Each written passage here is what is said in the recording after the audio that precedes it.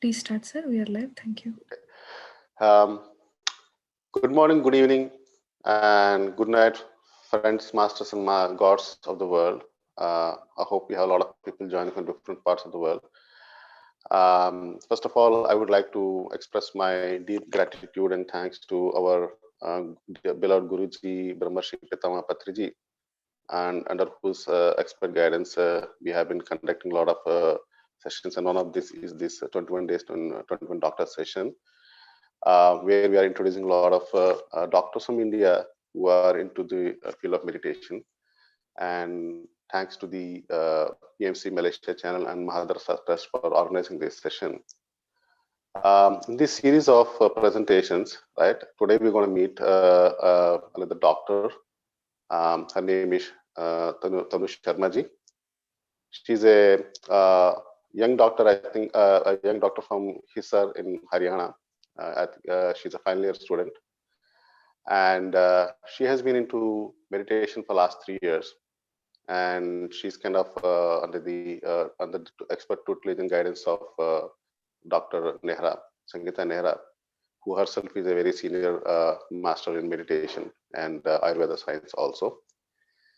And today we're going to know more about Dr. Sharma and her introduction to meditation, and how she came into meditation and what kind of inspired her. Apart from meditation, she's also very an expert in dance and also a voracious reader. And one of the books she has picked and she's willing to share her thoughts is the First Daughter of India by Master Vamshi Krishna. And I think that book is going to be a very interesting one because personally I have read some books around the feminine persona of historical interest for Indians and in the world, especially like Sita and Yashodhara. And to know, and when I read those books, I was thinking about Draupadi also, as she is one of the a very important female persona from one of our mythologies, right? But we know very little about her because, like typically, like any other story, the female personas are not so much glorified. So I'll be very interested to know about that, and I'm sure we all who are listening in this session would like to know more about Draupadi, who had a very mercurial character to play in, and very important character to play in Mahabharata. And I would like to welcome Dr. Tanu Sharma ji. Tanu Sharma ji, welcome to the floor. And I would say take the stage and kind of share your thoughts on this book and your experiences in meditation. And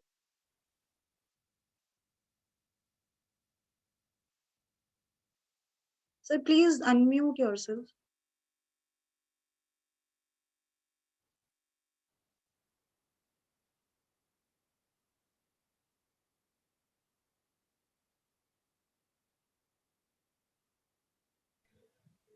Okay, so thank you, Gopi sir, for this wonderful introduction. Thank you so much.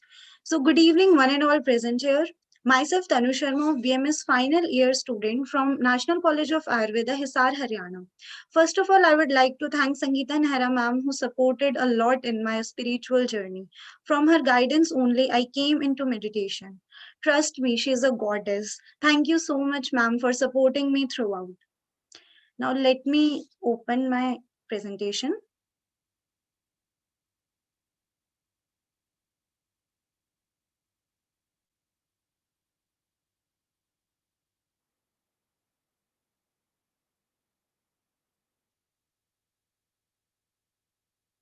Okay. So first of all, I would like to tell you why I came into meditation and when I came into meditation, everything.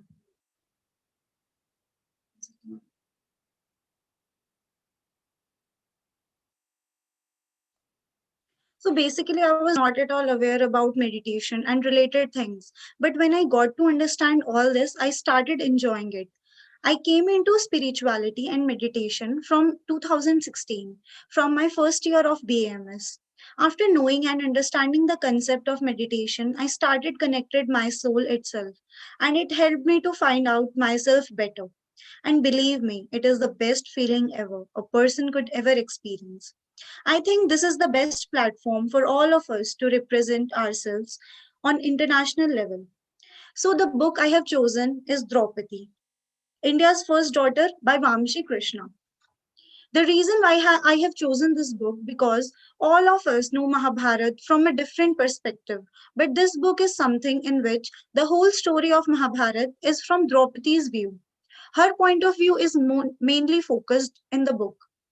Her sacrifices, her love story with her five husbands, her friendship with Krishna, etc., are mentioned in this book.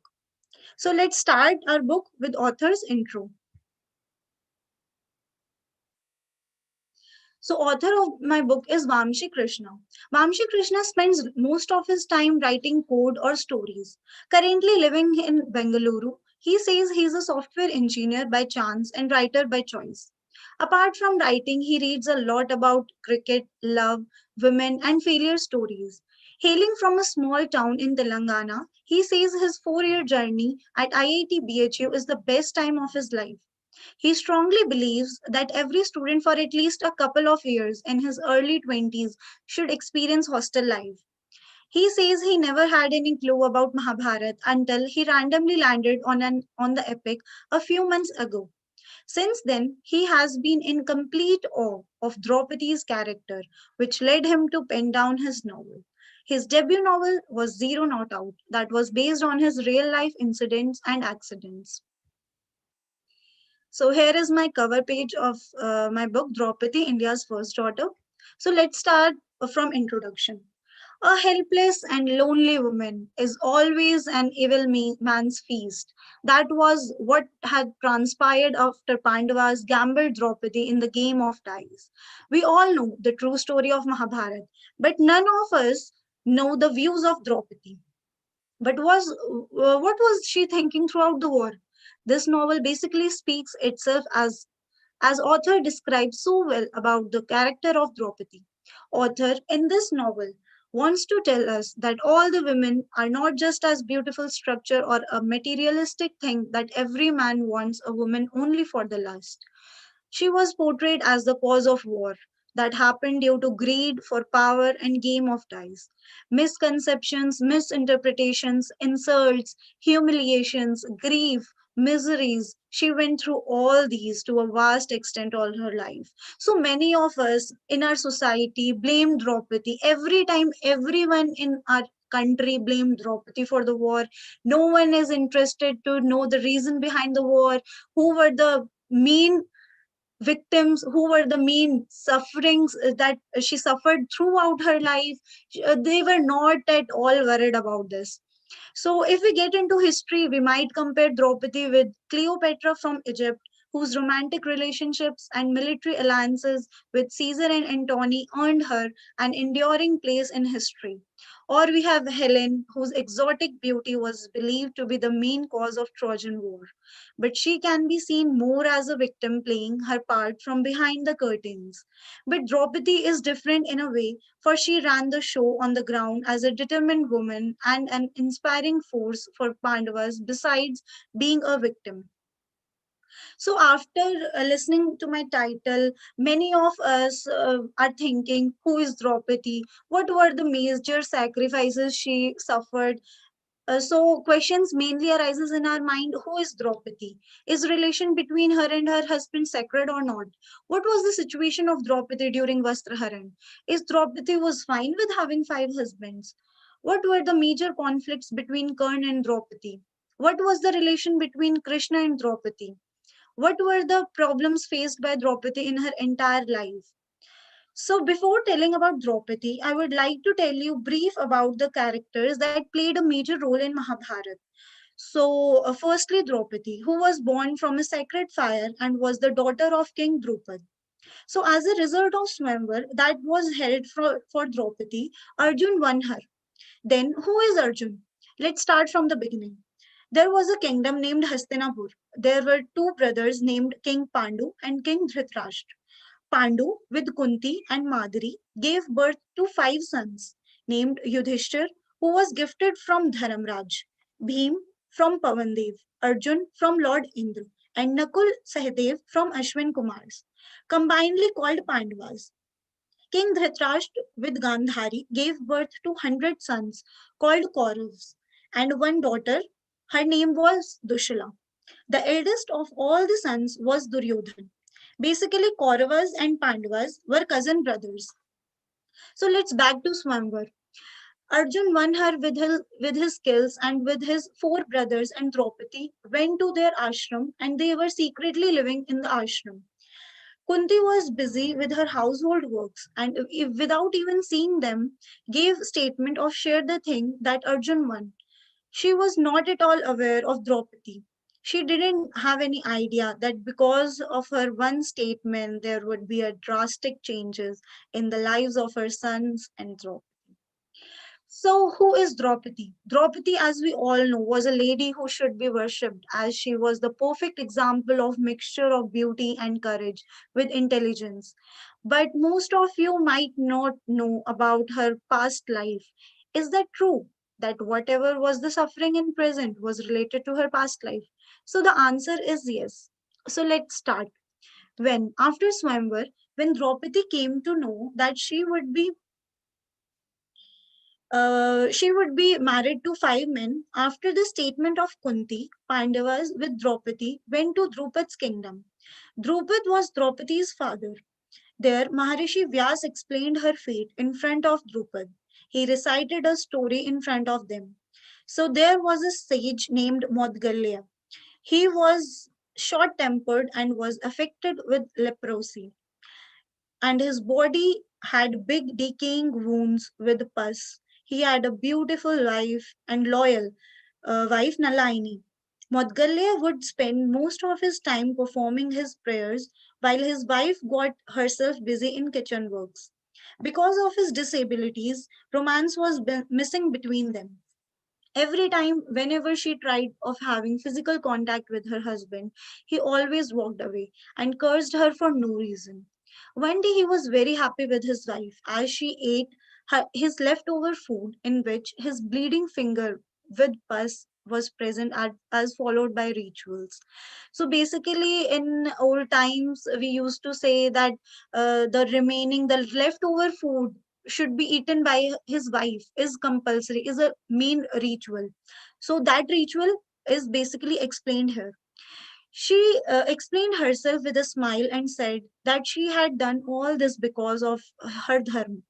He gave her a boon of fantasize any man in front of her, and the sage would become that man so that she can fulfill her desires. She was very confused and wished for Brahma, Vishnu, Shiv, Indra, and calm gods all at once. And when she opened her eyes, there were 5 men as her husbands. She fulfilled all her desires with them, and years passed, and powers of Madgalya Rishi slowly started fading away. She was so obsessed with those 5 men. Then she begged her husband to turn a handsome man and fulfill all her needs again. But that was not at all possible. She cried and fell on the ground with thud. Then the lady Nalaini was reincarnated as Princess Anamika with same desperate desires. Years passed, she didn't found any perfect man for her. She finally pleased Lord Shiva with her endeavors. Then Lord Shiva appeared in front of her and offered a boon. She wished for a husband. He asked, "What kind of man do you want?" She said she wants a man who is honest, valiant, skillful, handsome, and got wisdom. Lord Shiva blessed her with 5 husbands, saying these qualities in a single man is not possible, and also assured her that no one will ever question for polyandrous marriage, and you will be blessed with forever beauty and youth and high libido. You will forever be Kanya. And Anamika was reincarnated as Draupadi. Whatever happening with her was her fate and blessings of Lord Shiva. So in this, no, Draupadi was not mistaken. Draupadi was not the victim. Draupadi was not the reason for this marriage. It's all her fate. So next, is relation between her and her husband sacred or not? The relation between them was absolutely, undoubtedly sacred.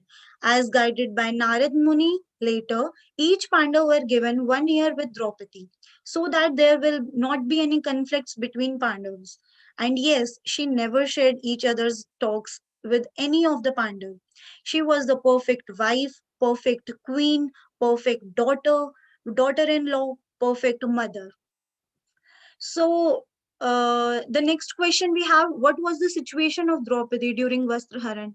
This question I have a detailed answer of this, and I will tell you further in further slides. Then is Draupadi was fine with having 5 husbands? As a woman, no woman is happy of having 5 husbands, but she accepted very happily, very calmly that all this was her fate. As I mentioned, Maharishi Vyas explained in front of Drupad and Draupadi and her 5 husbands that this all happenings are because of her fate. And Draupadi, being a nice woman and a mature woman, she accepted all these 5 men as her husbands. So, what were the major conflicts between Karn and Draupadi?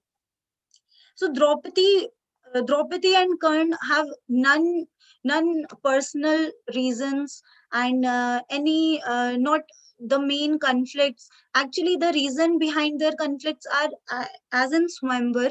Swamvar was going on, and Karn first invited. So Karn is being invited, and he just asked to hold the bow and just target the fish's eye. So he just started, and Draupadi suddenly interrupted in between and said that you are the Sut Putra and I don't want to marry you. I We don't know, we don't know what was the reason behind that. Maybe her love for Arjun, maybe she was not she was a princess and not happy with marrying with Sotputra. What was that? So Draupadi's word during her swamvar might have surely humiliated Karn, but one should not quickly jump to conclusions about her character just based on this incident. What's a bigger motive than her love interest for change in a woman's nature? What's a bigger catalyst than ambition for a change in man's inherent demeanor? A woman's love for someone might push her to do something which is not a part of her inherent self. As they say, everything is fair in love and war. It was her love for Arjun that blindfolded her heart and mind at that instant. She was not even sure if Arjun would come back alive. As a woman, she might have lost the person she loved the most, but her love for him was still intact. She hoped she would come back. After all, hope is a drug. However exciting a man's offering to a woman may be, he should be sport enough to handle rejection from her. There is no point in investing time and efforts in resentment. So Karn was a true warrior throughout, and none of the Pandavas, including Draupadi, knew that he was the son of Kunti and 6 Pandavas. So basically, this is mentioned in the book. If Karn was fighting against Kauravas with Pandavas, then the victory will be surely to Pandavas. But this is all destiny, this is all already written, this is all Krishna's conspiracy, you can say. And yeah, that's all. So what was the relation between Krishna and Draupadi? This is the most interesting question, and everyone is curious about that. And me too. I was very curious about that I have bought this book. So Krishna and Draupadi, everyone knew that Krishna and Draupadi were best friends, but no one knows that Krishna and Draupadi, the relation they shared is not just a friendship. It's just a relation between God and a person who worship him daily. So the connection between them is so strong that without saying any word, Krishna understood all the feelings of Draupadi.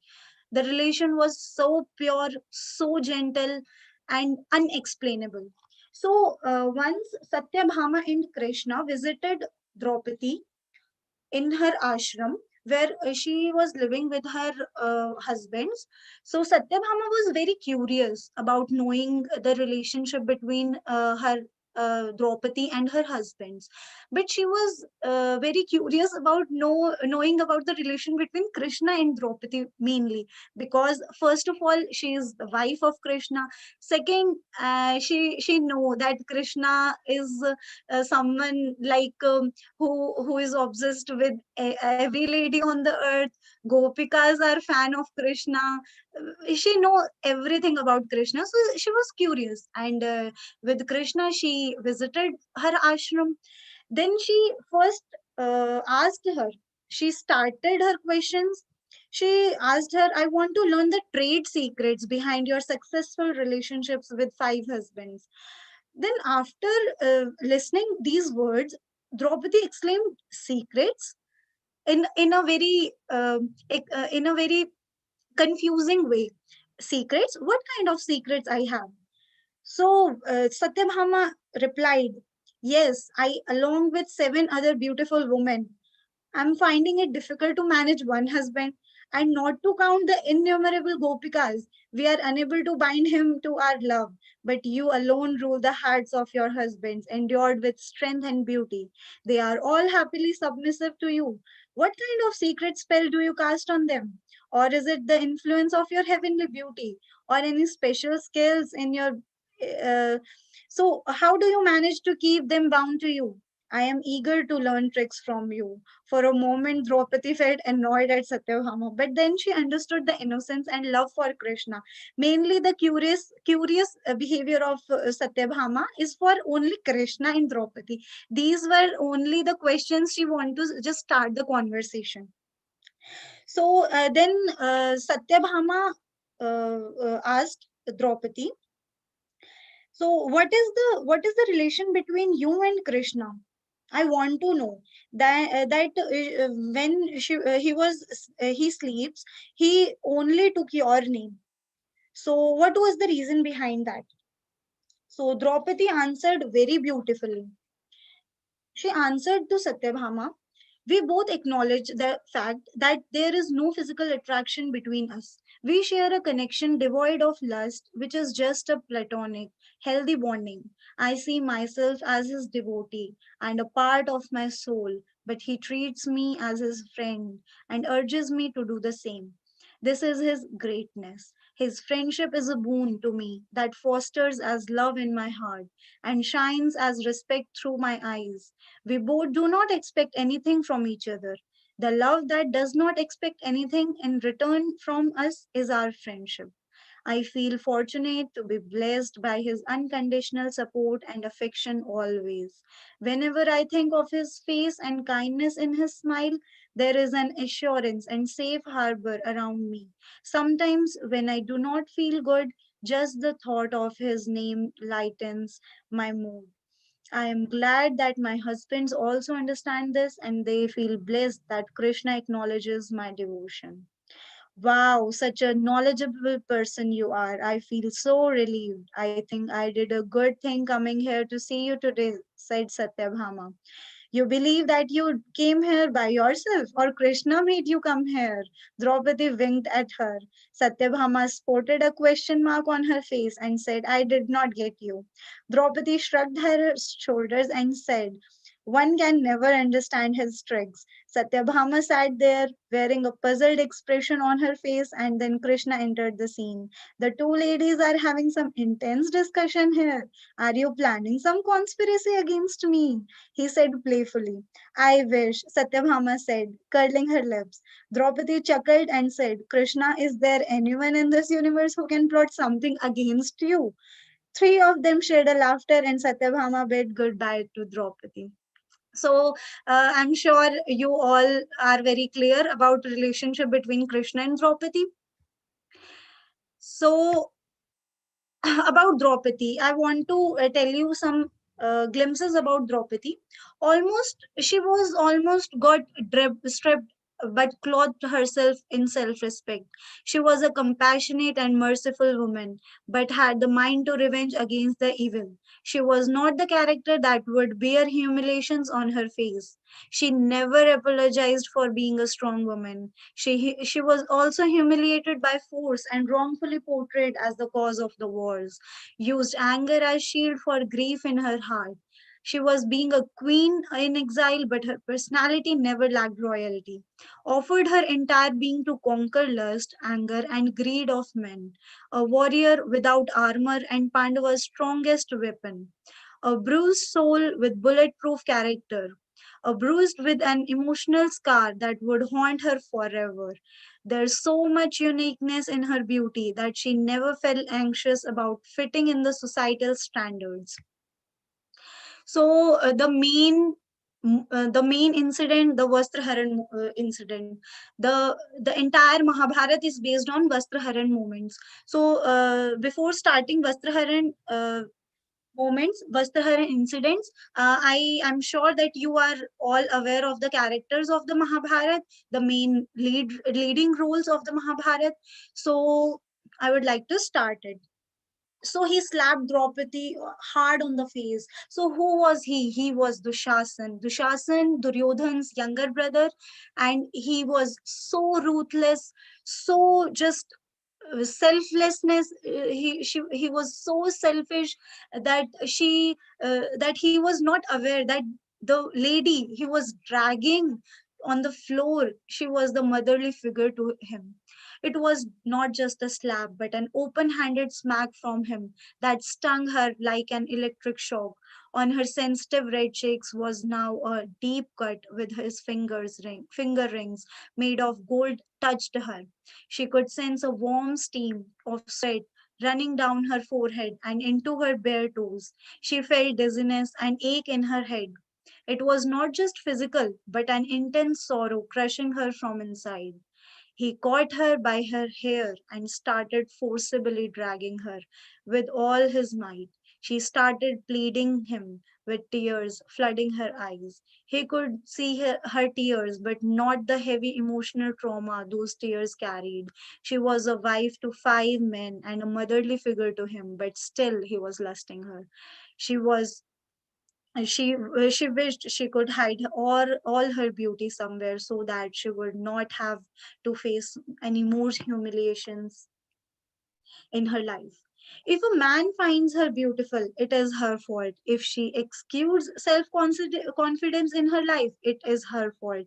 If she fights for her dignity, it is her fault. If she demands respect based on her worth, it is her fault. If she craves the freedom of expression, it is her fault.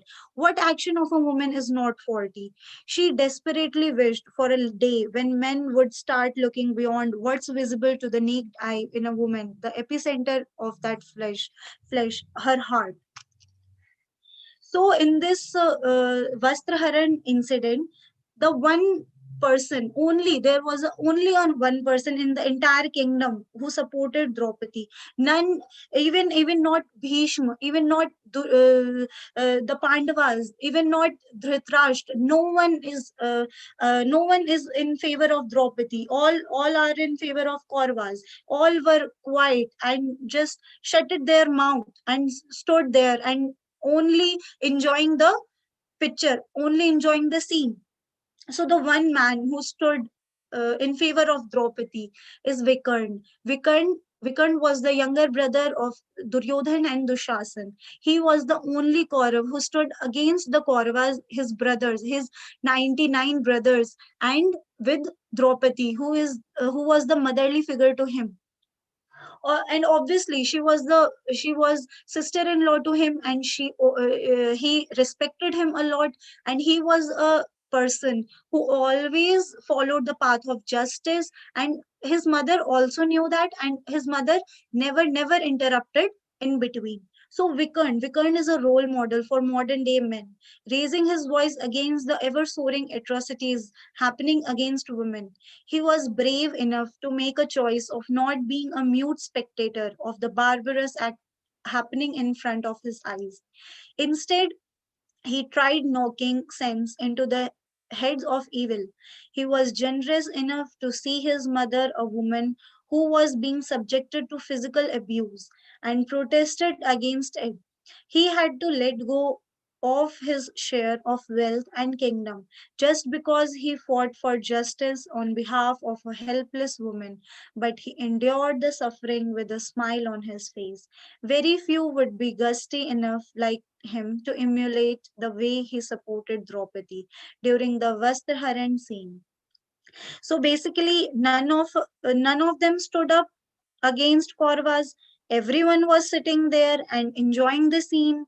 So Draupadi, at one time, Draupadi just hand over herself, her soul, her body to Lord Krishna, and she just closed her eyes and said, "Krishna, I'm all yours. Whatever you wanted to just be with me, you will do that, and I'm all yours, and my soul is all yours, my body is all yours." So there was a very strong connection between them. Then that Krishna, with a very much distance, he was I think he was in a war that took place, and it was all the conspiracies of Kauravas, and from there only he just helped her, and we all know how he helped her.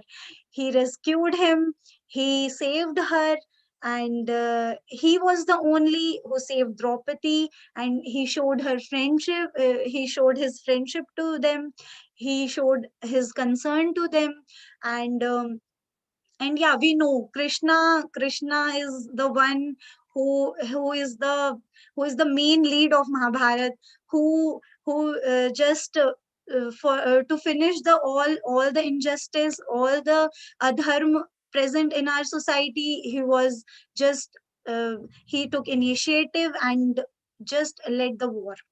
So next. So yeah, after the war, after they succeed in the war, Pandavas won the war. So basically, after the war, Draupadi was the queen, Yudhishthir was the king of whole Aryavart. Hastinapur was hand over to them, and then they started their journey to heaven. So in middle of the heaven, they rested in Himalayas. So in Himalayas the temperature was too low, and the cold was too much that she felt an invisible force blocking all her senses, slowly sucking up all the energy she had in her body and crushing her. Misconceptions, misinterpretations, insults, humiliations, grief, miseries, she had been all through these to a vast extent. To a few men, she was a testament of divine purity and devotion, while most of the others stared her with sexual desire. A few were imbued with reverence for her, while another few looked at her with disgust. All her life, she had seen conflicts at whichever place she had stepped in. She had experienced all the physical pleasures and agony a living being could ever had. What else was left her to experience except for death?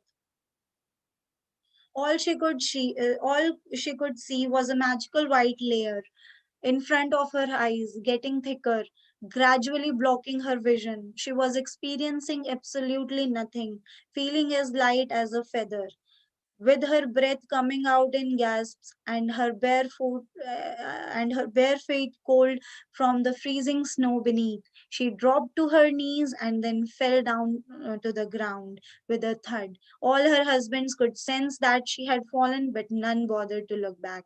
With the snow cracking under her body in sync with her warm heart, breaking all her inner voices, leading her to the proximity of Krishna, and she closed her eyes. So basically, as I mentioned, all her husbands could sense that she had fallen, but none bothered to look back. Only one of her husband looked back and showed concern to her. That was Bhim. Besides his great body structure, but he was the only one who was concerned about Draupadi. Sorry. So when Bhim asked Yudhishthir that why are you not stopping and just show some concern for Draupadi, then Yudhishthir just replied with an answer that no, we are all over here. Our lifetime journey is dharma, and now our dharma is only just that we have to just walk away to the heaven and and will not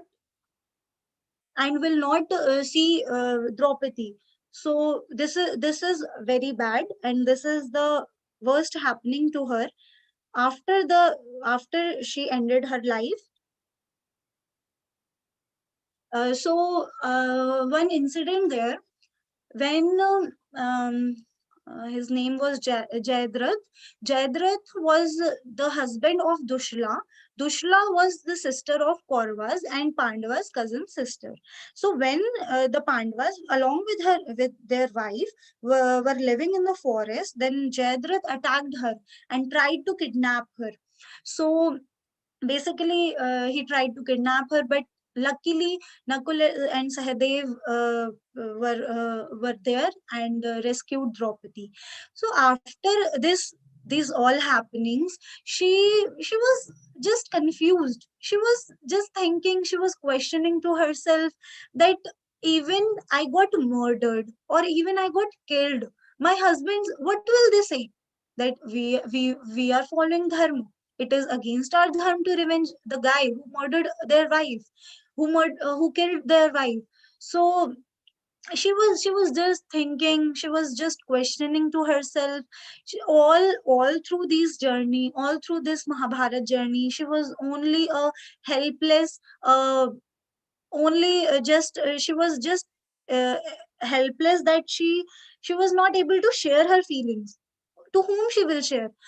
Krishna knew everything. Krishna, even he knew that the Vastraharan would also took part in the scene, but he only just gave a clue to Draupadi when there was a Rajsuya Yag in Indraprasth, in a kingdom of Yudhishthir. He just gave a clue that yeah, something wrong will take place. She was worried, she was tensed, but she was not able to ask her, because she knew that whatever happens, Krishna will always support her, always stood with her. So yeah, let's come back to Jayadratha. Jayadratha attacked her. Then when they in Agyatwas, they went to Virat kingdom. Virat's kingdom, there Virat's brother-in-law, Kichak. Kichak tries to attack her, but all she was only always thinks if a man finds her beautiful, it is her fault. Means she was so angry, so sad, and she was so helpless. What she would do? She saw a lifeless flesh on her side. She wished if only this lifeless flesh had used its senses to keep a check on his desires while he was alive. She saw herself as flesh with a bit of life in it, which anyway did not matter to those men. Bearing that, she could not feel any difference between her and Kichak.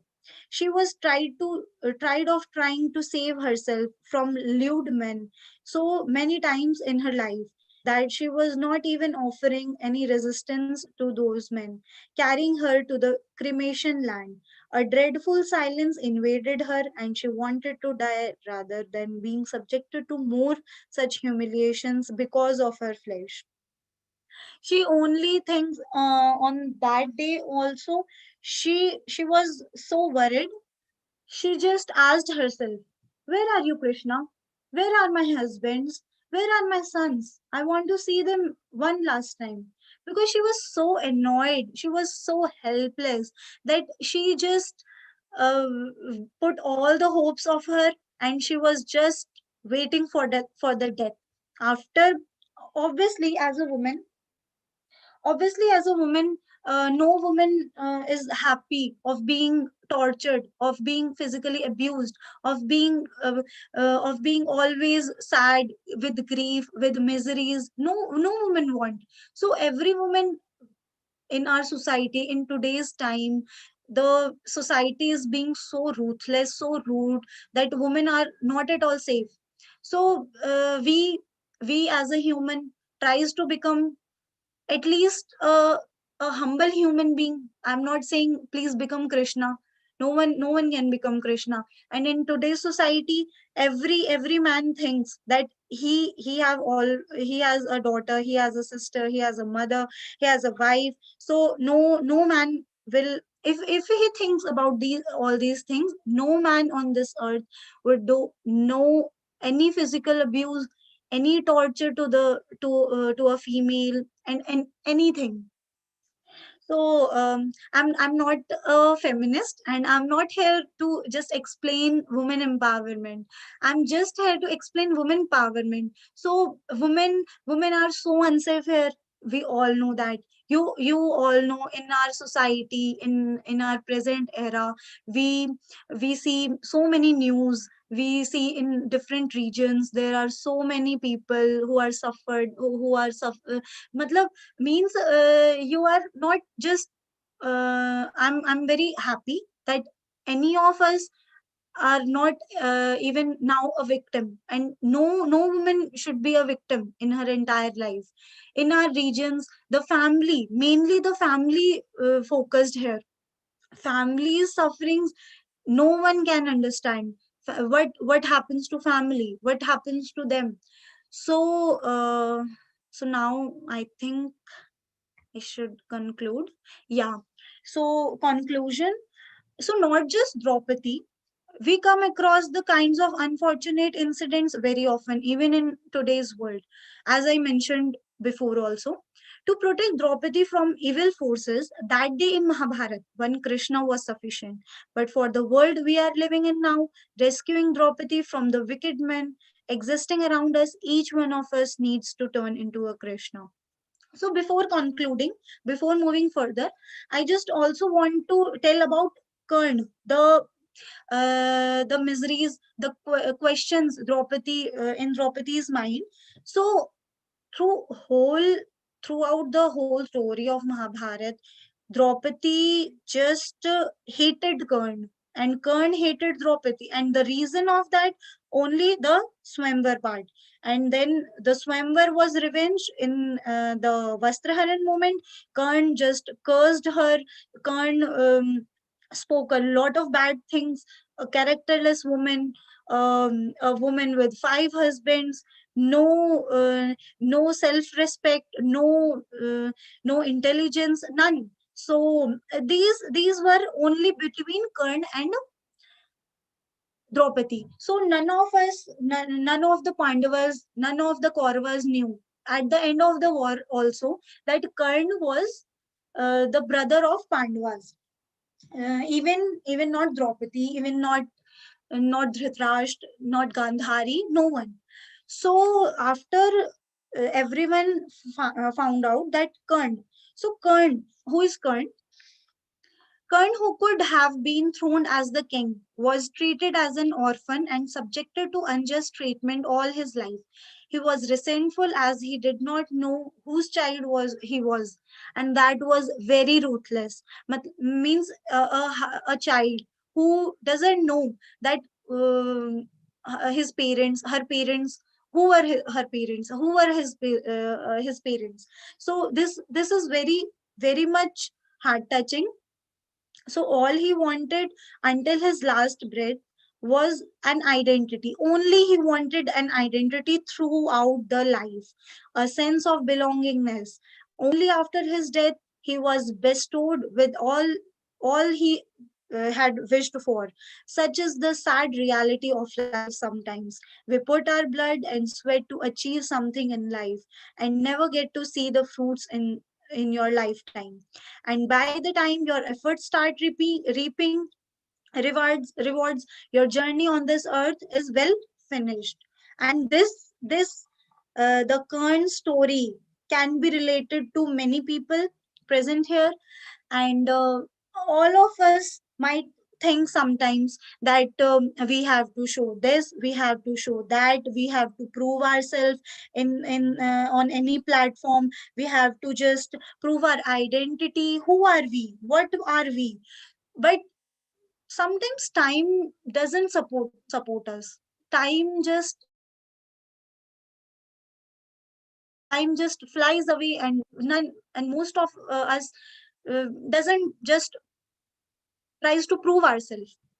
So basically, the saddest part of life is that sometimes we fail to appreciate someone's worth when they are around. And by the time life hits us hard with realization, that person has already moved on.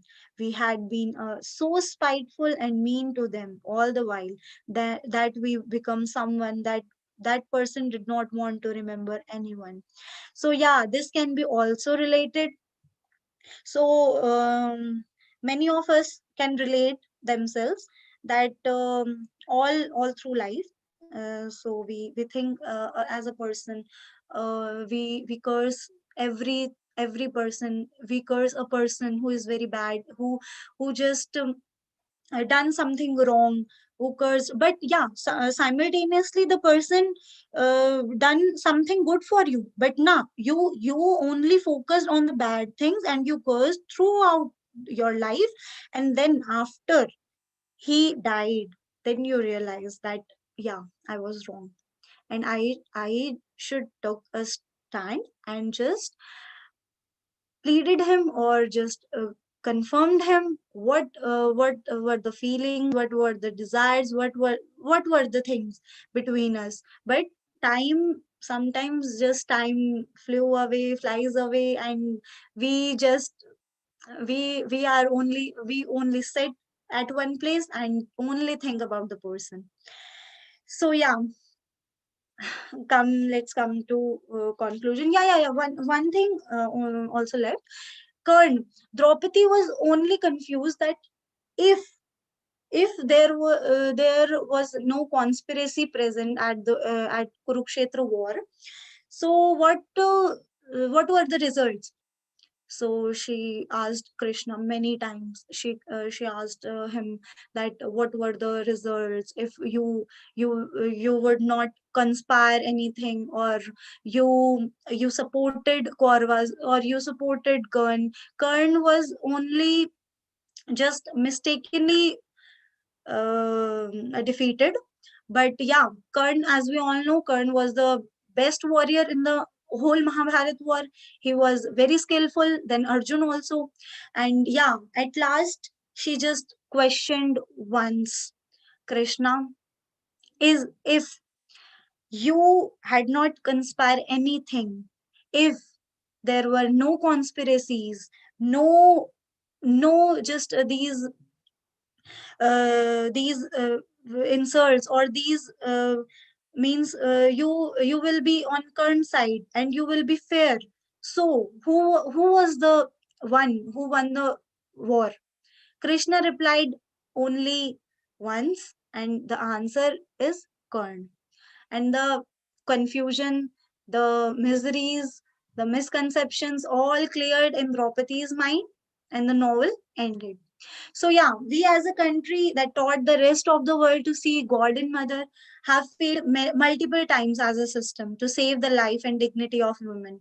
Her strong determination, grit, and the way she did not rest till her husband's avenged Kauravas for molesting her in public makes her the strongest female lead not just in Indian epics but also in world history.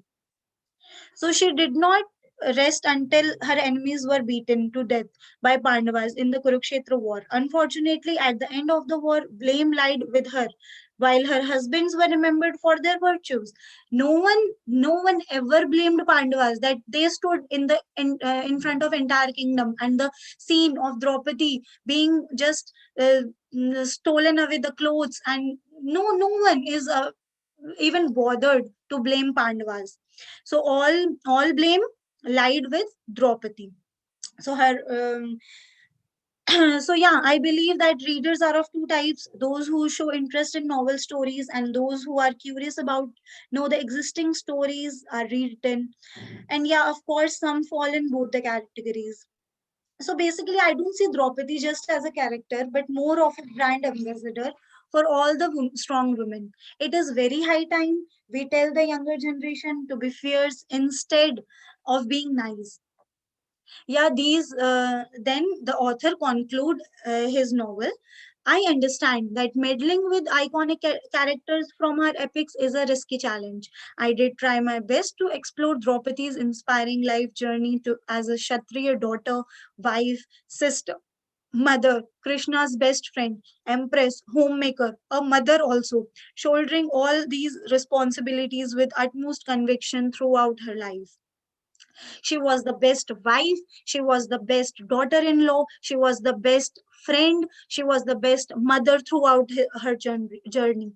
So, a few of us believe in Lord Shiv, a few in Lord Ram, a few in Lord Krishna, a few in some other god, and a few don't believe in the existence of God.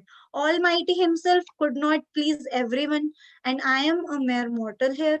I hope I will live up to the expectations you all had after knowing about the interesting title of the book, Draupadi.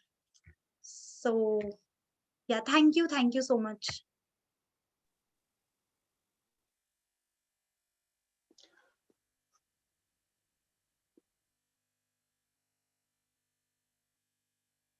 Tanuji, thank you very much. That was a great bird's eye view of the whole Mahabharata that he gave us. And I do agree that, in some form or shape, we have not what you call recognized the role of a woman in our society. And we always try to portray in a, for lack of a better word, a biased way of what our women have been in our traditional, at least in our traditional mythological texts like Ramayana and Mahabharata, or even the Buddha story and all that, right?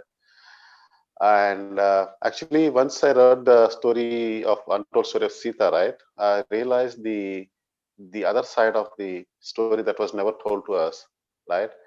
And similarly about Yashodhara, who is the Buddha's wife.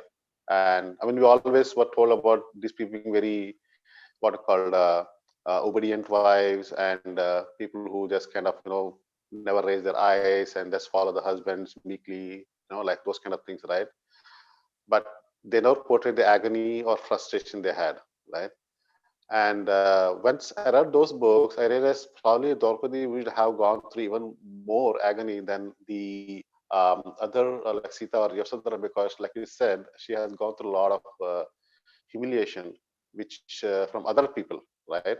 That was never kind of her point of view was never portrayed, which is very sad because when you only present the one side of the story, the pain never gets communicated in the society. So society never sinks in that this is how much humiliation people are going in, and until you realize that the empathy and then the thinking doesn't happen. Otherwise, you always think they were always good, happy, and all, so never know that what wrong they went through. So it's a very it was really eye opener to read those two books, and I think even though we read about Draupadi in Mahabharata and all that, like it happens, the pain never sinks in our psyche because you're more focused on the grandeur of Pandavas, their courage, their fighting skills, and the war, and Krishna and the Gita and all that. And her side of story is always as like like a footnote or somewhere, like right. So when you have a book that kind of talks, especially about one character, and kind of talks to about in length, then the message sinks in that okay, there is something that you have to focus in. And so it's a nice book, and I would definitely like to read that. And I appreciate that you were able to share your thoughts on it. But I was kind of thinking about the title, like why call it the first daughter of India? Or I felt somewhere that she's like a lost daughter because no one talked about her. She has so much going in her life, and no one talks about it at all. Probably even for Sita or Yashodhara or even for all the other ladies, right? So it was kind of surprising to see why they call the first daughter of India. Like, do you think you got any idea about why he said that? Yeah, I think maybe she was the first lady who was born from a sacred fire. None of Oh. the, yeah, maybe the reason Mhm. is that. And yeah, from a sacred fire, and she sacrificed a lot as compared to other women. Yeah, every woman in our epics suffered a lot, including Mhm. Sita as a woman, as a devi, as a goddess, she suffered a lot. But Draupadi, being a queen of Aryavart, the whole Aryavart, she suffered a lot. And this is very, very much inspiring for all the women. Right, right. So, how did you come into meditation? Like, what was the event in your life that triggered you to join meditation? Like, So yeah, in 2016, I was not before 2016, I was not aware about meditation, and I I just thought that what is meditation? Meditation is of no mhm, use.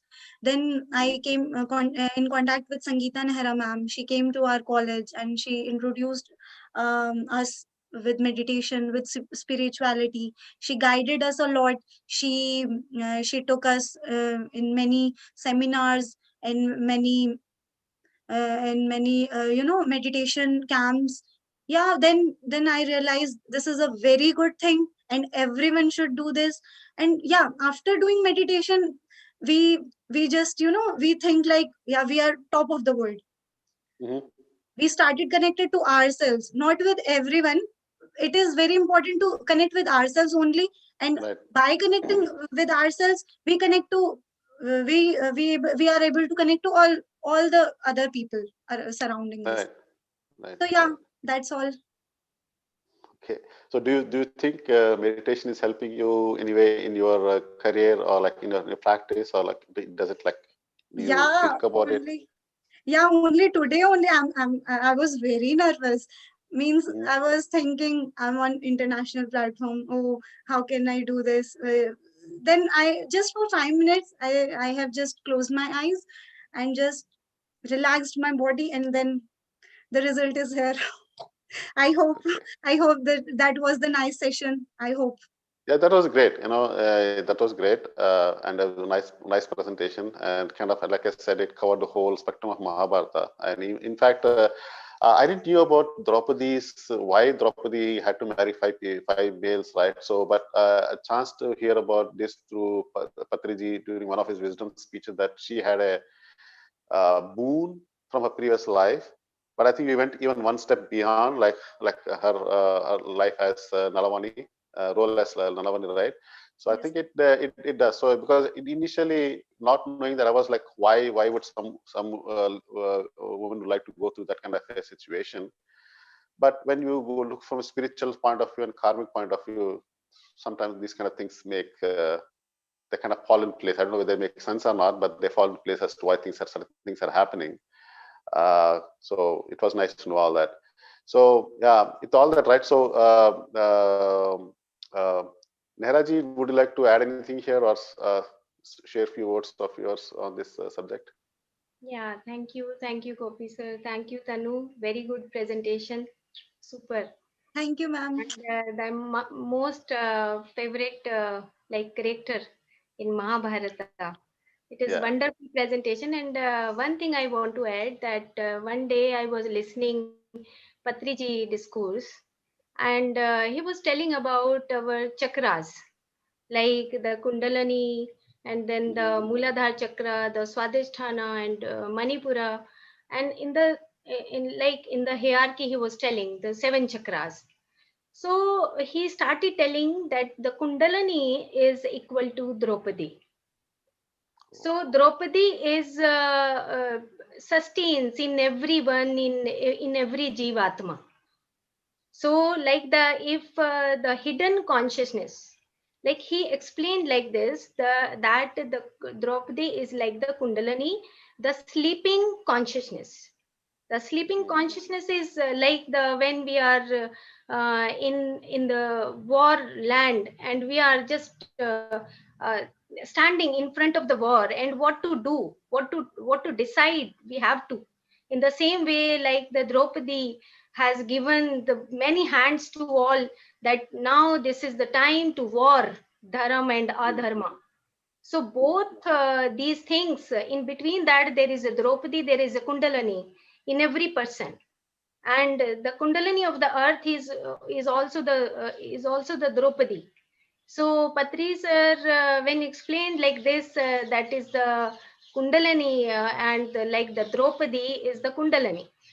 So then I understood, okay, in the spiritual world is something when we are sleepy, like we are having the unmanifest part of our life. So if we manifest our parts, like in multiple, in many dimensions, like you are saying that before meditation, like Tanu was saying, okay, that is the simple girl living. But after she came into meditation, and many doctors, when they came into meditation, they rise up their energy, they enhance their consciousness, as a kundalini is rising up in every cell. If the kundalini is rising up, that is the Draupadi. And the second thing is the devotee, like Tanu explained very well the relationship between the Krishna and the Draupadi is the, like the devotee. She Yeah. was a devotee. Devotee is something when you have the relation between Atma and Paramatma. When you become the Atma, from Atma to Vimukt Atma to Paramatma. When you Right. raise up from the Jivatma to Paramatma, when you become the Paramatma. So Draupadi was the character that where she tries in everyone's soul that you just raise up your consciousness. So that's why in the last line you have written that the fires and the become, it is better than to be just show your anger, not to be nice always. We are not the Yeah. pleasers. Every Right. time we can't become the entertainment, like the role. We can't play the entertainment role. So Right. we should not be please anyone. We have to be clear. We have to be pure within ourselves. And because of meditation, we can be fearlessness. And Right. we can be pure. So Right. wonderful presentation. Thank you. Yeah. Thank you all masters. Yes, Yeah. now Th- I th- think so. so I would say that, in general, right, this whole feminine energy is being looked as something just to be sublime and pleasing, never trying, never wanting to stand up, right? Because of, like I said, the whole books and all that they have gone so far, right? The way they portray it. So I think it's this presentation would definitely bring out those nuances out and say, hey, you know what, that's not the way we should look at things. And I would also request people to read the untold story of Sita and Yasho and Buddha's wife. They are like masterpieces in terms of talking really about what femininity has gone through. And people should go read that to understand the pain, so that it doesn't repeat again. So thanks a lot, Tanuji and Nehraji, for this wonderful presentation. So I would say, and again, thanks again for PMC Malaysia and Mahadrasa Trust and Sai Teja. Thanks to you for giving me the opportunity. And so I would uh, give the stage back to Kathy ji to carry from here. Thank you so much. Namo Namo all the masters. And that was seriously a beautiful presentation, beautiful book. And I am always in love in the character of Draupadi. I cannot speak any much words because it will be lesser to explain. So thank you, Tanu, for picking up this book. And now I will like to introduce you all with the swag moment. Swag moment, save water and go green. It is a global initiative by Pyramid Spiritual Society's movement, whose mission is to improve the environmental quality and conditions of our Mother Earth by partnering with community and group leaders and aspiring environmentalists to work together to create a clean and green planet to live for ourselves and our future generations. So save water and go green. If you want to be a swag warrior, please email us at parinitha@pssmglobal.org, parinitha@pssmglobal.org to participate in this great endeavor. Along with this, PSSM has also announced a swag anthem music composing contest in which you will have to compose and voice an energy-filled catchy number for swag anthem in English, and theme of the song should resonate with respecting and conserving Mother Nature and a responsibility towards nature and pledging for safe water and go green. This contest has already been started from 1st December 2020 and will be ending on 31st December 2020. Please send us your entries on pssm.swagg@gmail.com, pssm.swag@gmail.com. Winners will be announced on 10th January 2021, and winner will get a surprise gift along with winning certificate signed by Brahmarishi Pitamaha Patriji itself, and the song will be adopted for further swag activities. Now, I would like to ask Sumit sir to please play Patri sir's message and the swag moment.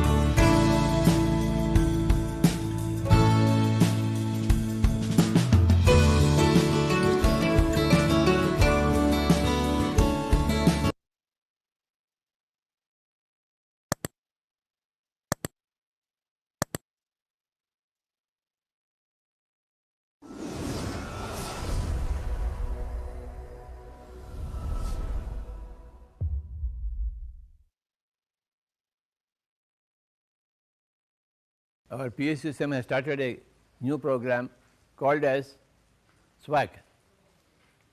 It means Save Water and Go Green. S for save, W for water, G for go, and another G for green. Save water and go green, my dear friends. We should not waste water. We should always be very, very careful in conserving our water resources.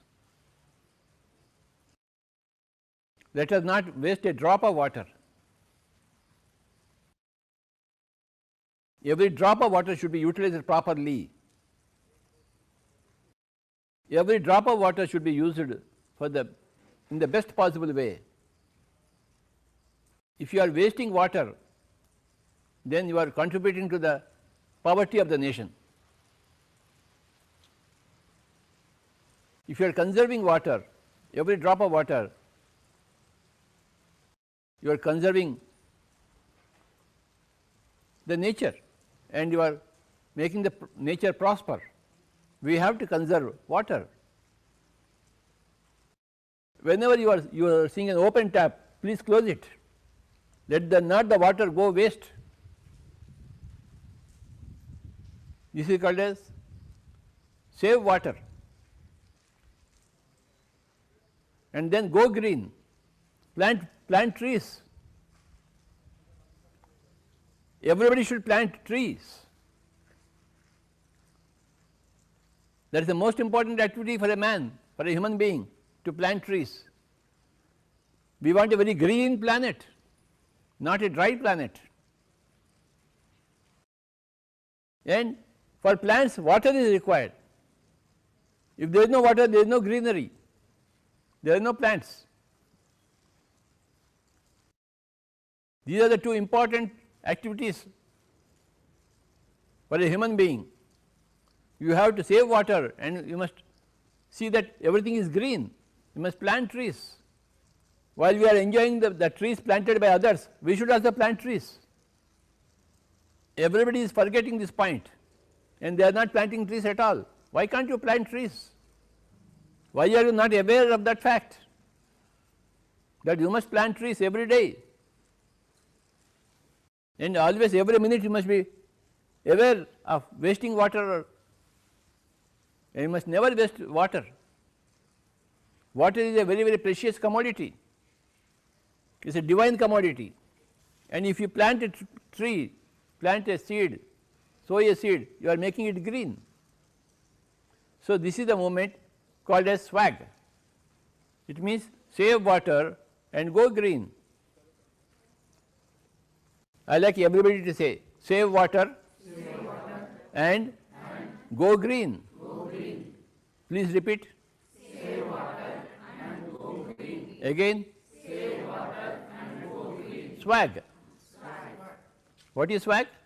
Save water and go green. Again. Save water and go green. Again. Save water and go green. Like this. Save water and go green. How many points? 2 points. What are the 2 points? Save water and go green. How many points? 2 points. What are those points? Save water and go green. ಎಲ್ಲರಿಗೂ ನಮಸ್ಕಾರ.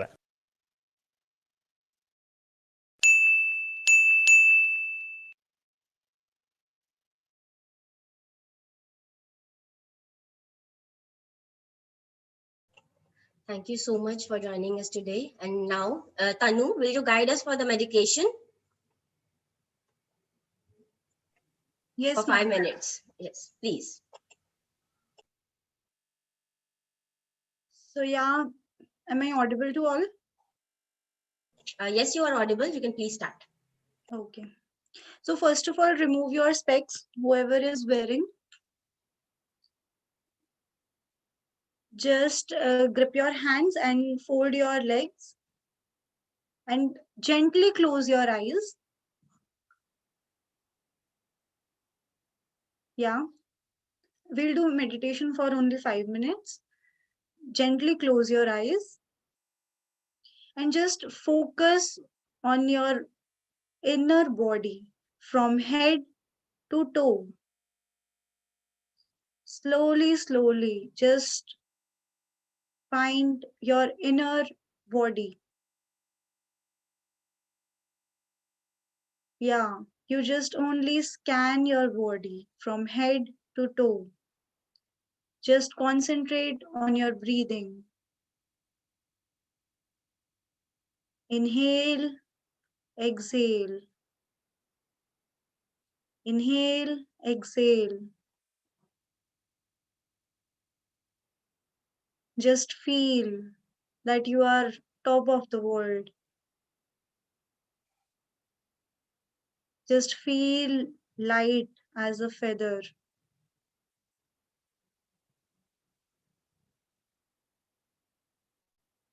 Don't even try to open your eyes. Just be relaxed and calm.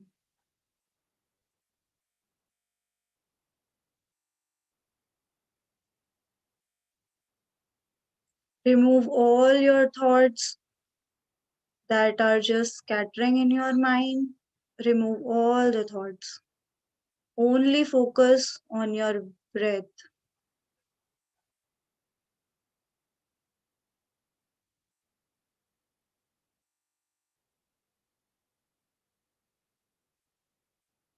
Sit in a comfortable position and just relax.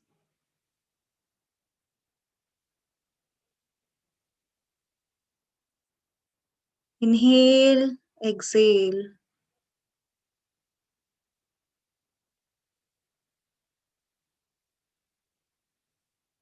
Only 2 minutes left. Inhale, exhale.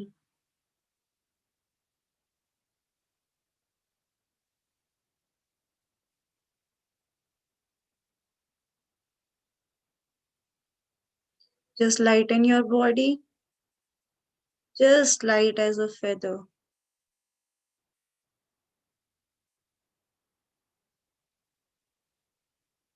Just don't allow any thought to come and enter your mind.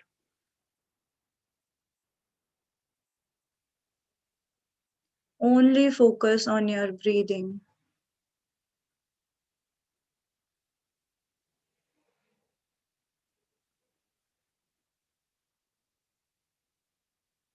Just sit calmly.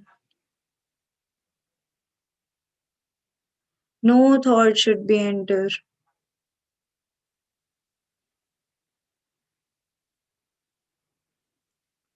Now 1 minute left.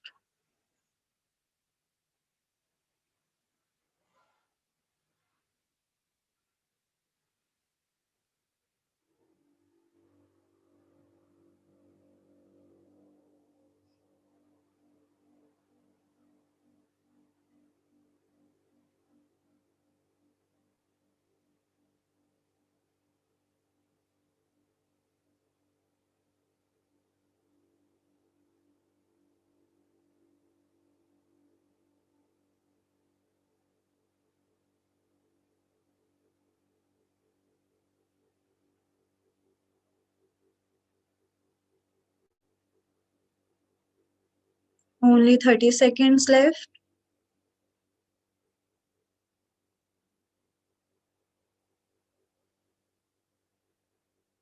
Just relax your mind.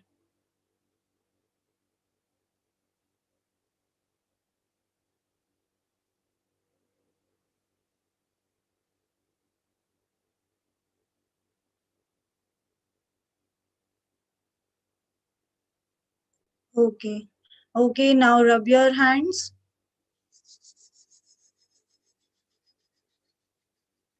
Or gently put it on your eyes. And slowly, slowly open your eyes.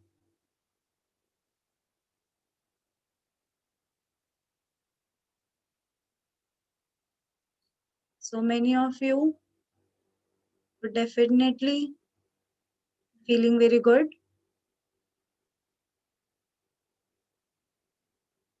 No stress, no tension.